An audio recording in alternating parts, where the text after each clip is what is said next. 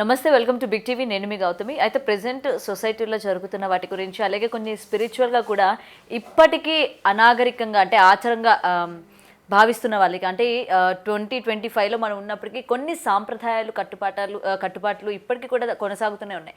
So వాటిని ఇప్పటికీ కూడా మనం పాటించాల్సిన అవసరం ఉందా? సో ఇలాంటి ఇష్యూస్ అన్నిటి గురించి కూడా మాట్లాడితే వారు మనతో పాటు సీనియర్ జర్నలిస్ట్ దుర్గా వడ్లమనేని గారు ఉన్నారు. ఆవిడతో మాట్లాడి మరిన్ని విషయాలు తెలుసుకుందాం. నమస్తే. నమస్తే అండి. రైట్. ప్రెసెంట్ ఏంటంటే సొసైటీ గురించి మనం మాట్లాడుకుంటే ముఖ్యంగా సినీ ఇండస్ట్రీ గురించి మాట్లాడుకుందాం. ఈ మంచు మనోజ్ ఇష్యూస్ ఏవైతే ఉన్నాయో గతంలో మనం చూసాము. మోహన్ బాబు అలాగే మంచు విష్ణు వీళ్ళిద్దరు కలిసి మనోజ్ని సాకడం లేదని చెప్పి కావచ్చు, లేకపోతే ఆస్తి వివాదాలని చెప్పి చాలా పెద్ద ఇష్యూస్ అయినాయి మనం చూసాం. అండ్ ఓకే, సద్దు మణిగింది, ఎవరికి వాళ్ళు ఉన్నారో అనుకున్న టైంలో మళ్ళీ నిన్నటి నుంచి మంచు మనోజ్ ఇంటి ముందు ధర్నా చేయడం కావచ్చు, ఇట్లా విష్ణు తన పైన దాడి చేశాడని చెప్పడం కావచ్చు. మొత్తం ఇదంతా ఏ విధంగా చూడొచ్చు అంటారు మనం? అంటే ఇలా కాదండి, దీనికి ఒక పులి స్టాప్ పెట్టాల్సిన బాధ్యత మోహన్ బాబు మీద ఉంది. ఇప్పుడు మీరు చూడండి, అక్కినేని కుటుంబంలో ఉండొచ్చు, చాలా ఇష్యూస్ ఉండొచ్చు, వాళ్ళు ఎప్పుడు బయటికి రారు. నందమూరి కుటుంబం తీసుకోండి, ఎవరైనా బయటకు వస్తారా? మీరు అంతెందుకు కృష్ణ గారి కుటుంబం, మరి విజయ నిర్మల గారితో ఆయన ఉన్నా కూడా కృష్ణ గారి అసలు పిల్లలందరూ కూడా వాళ్ళతో బాగానే ఉన్నారు. ఇప్పటికి కూడా నరేష్ అండ్ మహేష్ బాబు బాగానే ఉంటారు. నేను అనేది అది కుటుంబ పెద్దగా వీళ్ళు ఆలోచించుకోవాలి. ఇప్పుడు మోహన్ బాబు గారు చాలా కాంట్రవర్సీస్లో ఉంటారు, మళ్ళీ క్రమశిక్షణ అంటాడు ఓ పక్క ఆయన. సో ప్రజలు ఏమంటారంటే, మీరు క్రమశిక్షణ అంటూ మీ కుటుంబంలోనే అది లోపించింది కదా అని అడుగుతున్నారు. ఇప్పుడు ఆస్తి ఆయన సంపాదించిందే కరెక్టే, నేను సంపాదించాను, నా వ్యక్తిగతం, నాకు ఇష్టమైన వాళ్ళకి ఇస్తాను అని ఆయన అంటున్నారు. ఇప్పుడు మనోజ్ కూడా ఆయన కొడుకే కదా. ప్రతి కుటుంబంలోనూ 5 వేళ్ళు సమానంగా ఉండనట్టే అందరు కొడుకులు కూతుళ్ళు ఒకేలా ఉండరు, యాటిట్యూడ్స్ మారుతాయి, డిఫరెంట్గా ఉంటాయి. సో అప్పుడు వాళ్ళని ఒక తాటి మీదకి తీసుకురావాల్సిన బాధ్యత తల్లిదండ్రుల మీద ఉంటుంది మొట్టమొదటి. తర్వాత అన్నదమ్ముల మధ్య సఖ్యత చేకూర్చాల్సింది కూడా వాళ్ళే. ఫస్ట్ నుంచి కూడా వాళ్ళ మధ్య విభేదాలు వస్తున్నాయనుకోండి, దాన్ని సామరస్యంగా పరిష్కరించి మీ ఇద్దరు అన్నదమ్ములు ఇలా ఉండకూడదు, కొట్టుకోకూడదు అని చెప్పాల్సిన బాధ్యత తండ్రిగా మోహన్ బాబు గారికి ఉంది, అలాగే వాళ్ళ భార్యకు ఉంది. కానీ ఇక్కడ ఏమవుతుందంటే ఎవరికి వాళ్ళు తెగేదాకా లాగుతున్నారు. ప్లస్ ఇంకొకటి మీరు గమనించినట్టయితే మోహన్ బాబు గారికి కొంచెం క్యాస్ట్ ఫీలింగ్ ఉంది, అది అవునన్నా మీరు కాదన్నా. ఇప్పుడు లక్ష్మి గారు ఒక తమిళియన్ని చేసుకుంది, విష్ణు గారు ఒక అంటే జగన్మోహన్ రెడ్డి కజినే కదా అమ్మాయి. సో అమ్మాయిని చేసుకున్నప్పుడు ఈయన అబ్జెక్ట్ చేయలే, బికాజ్ అతని రాజకీయ కుటుంబం కావచ్చు, ఏదైనా మరి ఇంటర్నల్గా ఏమైందో మనకు తెలియదు. కానీ మంచు మనోజ్ విషయానికి వచ్చేసరికి అఖిలప్రియ చెల్లెల్ని ఆయన చేసుకోవటం ఈయనకి ఇష్టంలా. నేనంట సరే, ఒక కొడుకు చేసినప్పుడు రెండో కొడుకు చేస్తే మీకేంటి అబ్జెక్షను? పిల్లలు ఉంటే ఉండనివ్వండి, అతనికి ఇష్టమే, అతను చేసుకున్నాడు. ఇప్పుడు మ్యారేజ్ అయిన అమ్మాయిని చేసుకోకూడదని అక్కడ రూల్ ఉందా? లేదు కదా. వాళ్ళ మనసుకి నచ్చి వాళ్ళు మేము కలిసి ఉండగలము అనుకుంటే వాళ్ళు ఉంటారు. సో మనోజ్ తనకి ఇష్టపడి తను అమ్మాయిని చేసుకున్నాడు. 2 పిల్లలు ఉన్నారేమో, నాకు అంత ఐడియా లేదు. పిల్లలతోటే చేసుకున్నాడు. ఆల్రెడీ ఒక అబ్బాయి ఉన్నట్టున్నారు, తర్వాత ఇప్పుడు ఒక పాప పుట్టినట్టుంది. That's what I'm saying. And first నుంచి కూడా మనోజ్కిను మంచు లక్ష్మి గారికి సింక్ అవుతుంది. ఫ్రమ్ ద బిగినింగ్ వాళ్ళిద్దరూ చాలా బాండింగ్ బాగుంటుంది. కానీ ఈ విషయంలో విష్ణుతో గొడవలు వచ్చినప్పుడు, మోహన్ బాబు గారితో గొడవలు వచ్చినప్పుడు లక్ష్మి గారు వచ్చి మాట్లాడడానికి ప్రయత్నించారు. అది కుదరక ఆవిడ మళ్ళీ వెనక్కి బాంబే వెళ్ళిపోయారు, మనకు తెలుసు. సో ఆఫ్ లేట్ మళ్ళీ ఇప్పుడు రీసెంట్గా మొన్న మనోజ్ వాళ్ళ కూతురు బర్త్డే రాజస్థాన్ వెళ్ళి చేసుకుని వచ్చేసరికి వాళ్ళ ఇంట్లో మొత్తం సామాన్ అంతా చిందరవందరగా ఉంది, కార్లు పట్టుకెళ్ళిపోయాడు విష్ణు అని అతని వాళ్ళ కంప్లైంట్ ఇచ్చారు. అసలు ఇంత దూరం ఎందుకు రావాలి? అసలు కార్లు పట్టుకెళ్ళిపోవడం, ఇంట్లో ఉన్న వస్తువులు పట్టుకెళ్ళిపోవడం ఏంటి అదంతా? అంటే డబ్బు కోసం కాదు, అంటే ఒక ఇరిటేట్ చేయడం అని అనిపిస్తుంది మనకి. ఇట్స్ సైకలాజికల్, ఒక బాధించటం అంటాం మనం. అంతేగాని ఇక్కడ మనీ కాదు, లేదంటే సంపద ఏదో తీసుకెళ్ళిపోవటం కాదు ఇక్కడ. అంటే అతను ఇరిటేట్ చేయడమే ప్రధాన లక్ష్యంగా మనకు కనిపిస్తుంది. ఇది అవసరం అండి. ఇప్పుడు అల్టిమేట్గా ఇది ఎవరి మీదకి వెళ్తుంది రిఫ్లెక్షన్? మోహన్ బాబు మీదకి వెళ్తుంది.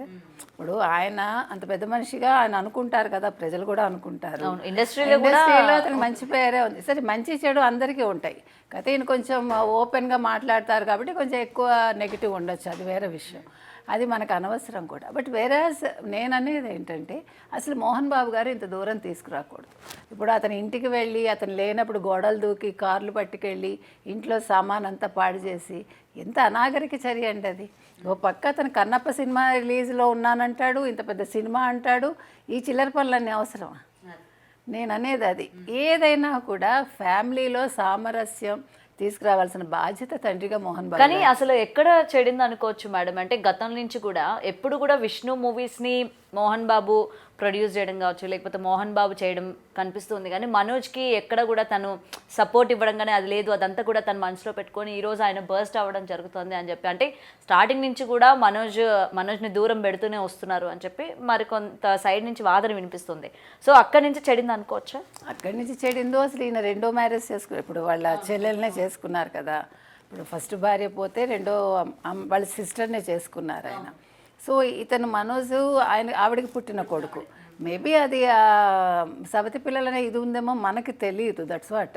ఇప్పుడు మీరు ఎంత కాదనుకున్నా కొన్ని కంపారిజన్స్ ఉంటాయండి పిల్లల మధ్య. ఆ కంపారిజన్ అనేది మీకు అది సైకలాజికల్గా అది పెద్దయ్యే కొద్దీ పెరుగుతూ వస్తుంది. అంటే చూసావా అన్నయ్యని బాగా చూస్తున్నారు, నన్ను బాగా చుట్టలేదు. మనకి ఎప్పుడైతే ఆ భావన ఉందో మనకి ప్రతిదీ కూడా ఆ డిఫరెన్స్ కనిపిస్తూనే ఉంటుంది. ఒకవేళ నిజంగా ఉన్నా లేకపోయినా కూడా అది మనతో పాటు పెరుగుతూ వస్తుంది. దాన్ని తుంచేయాల్సిన బాధ్యత ఎవరిది? తండ్రిదిగా. సో మోహన్ బాబు గారు మీరు అన్నట్టుగా ఆ కొడుకుని ఎట్లా చూసారో ఈ కొడుకుని అలాగే చూసి ఉంటే ఈరోజు ఈ స్థితి రాదు. ఈవెన్ స్కూల్ విషయంలో కూడా మరి అందరికీ సమాన బాధ్యతలు ఇచ్చారా లేదా మనకు తెలియదు విద్యానికేతంది. సో నేను అనేది ఏంటంటే ఇక్కడ నాకు ఎక్కువగా కనిపిస్తూ ఉన్నది, ఒకవేళ కొడుకు పెద్ద కొడుకు కంటే చిన్న కొడుకు వినడనే అనుకుందాం. అగ్రెసివ్ కావచ్చు, లేదు అవుట్ స్పోకెన్ కావచ్చు, వాట్ ఎవర్.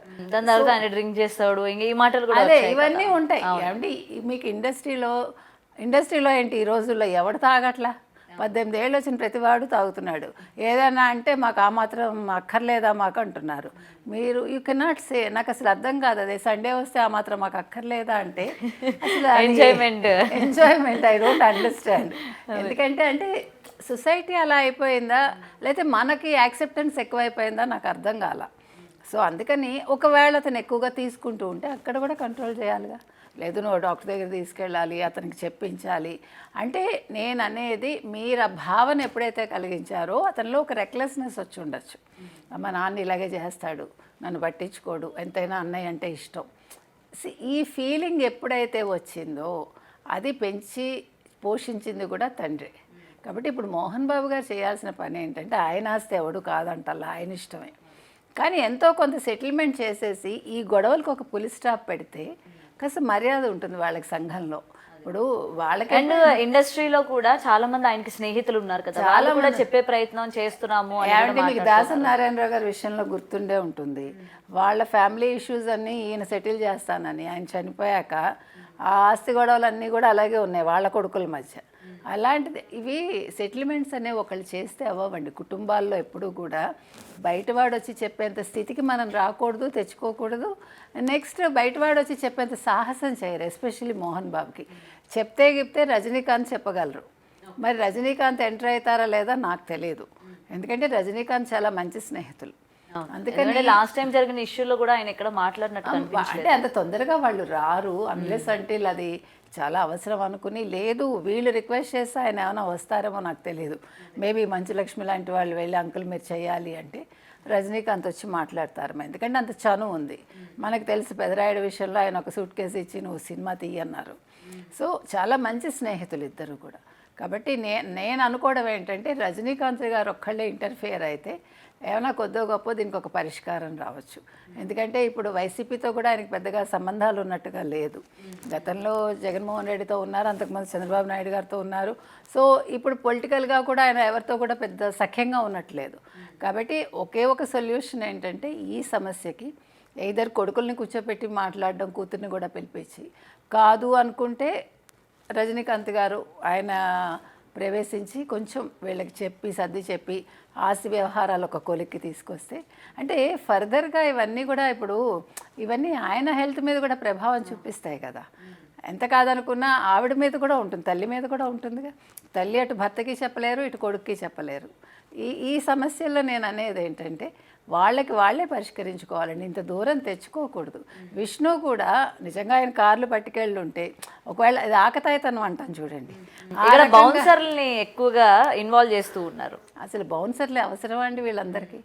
అసలు మనకి సెక్యూరిటీగా అసలు అవసరం ఏంటి? అంత దూరం ఎందుకు తెచ్చుకుంటున్నారు మీరందరూ? ఓకే పబ్లిక్ వస్తారు, మీరు అది కంట్రోల్ కోసం మీరు పెట్టుకుంటున్నారు, అంతవరకు బాగుంది. కానీ బౌన్సర్స్ అనేవాళ్ళు కుటుంబ సభ్యుల మీదే వాళ్ళు దాడి చేయటం అనేది మీరు ఎట్లా ఎంకరేజ్ చేస్తారు? కాబట్టి ఈ సమస్యకి పరిష్కారం వాళ్ళల్లోనే ఉందండి. మోహన్ బాబు గారే పెద్ద మనసు చేసుకుని ఇతను నా కొడుకే అని మనోజ్ను అనుకుంటే ఇది తెగేదాకా లాక్కుండా, అంటే తెగేదాకా తెంపకుండా దీనికి ఒక పరిష్కారం చూపిస్తే బాగుంటుంది. Right, thank you ma'am. For more videos like this, subscribe Big TV channel.